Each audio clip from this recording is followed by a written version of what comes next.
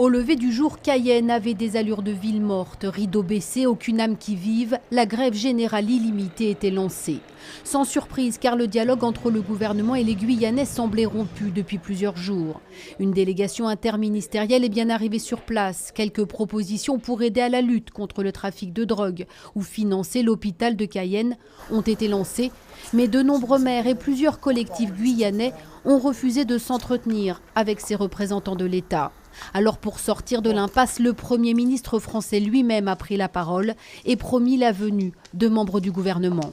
Une délégation ministérielle sera sur place avant la fin de la semaine pour conclure ces discussions. Si toutefois, et j'insiste sur ce point, les conditions du respect et de l'ordre républicain sont réunies. C'est la raison pour laquelle j'appelle encore une fois solennellement au dialogue, à la responsabilité et à l'apaisement. Bernard Cazeneuve espère rapidement signer un pacte d'avenir avec ce département situé à 7000 km de l'Hexagone. Une réponse sans doute au vœu de plan Marshall émis par les Guyanais, car la liste de leurs revendications est longue. Il suffit de regarder les banderoles postées aux barrages filtrants. Le conflit est social, humain.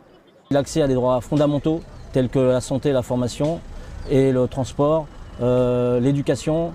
Et donc ce sont des droits que nos peuples et nos frères de l'intérieur n'ont pas. Donc ils n'ont pas accès à ces droits. Par crainte que le conflit ne s'enlise, les Guyanais ont fait des provisions dans les supermarchés encore ouverts ou les stations essence.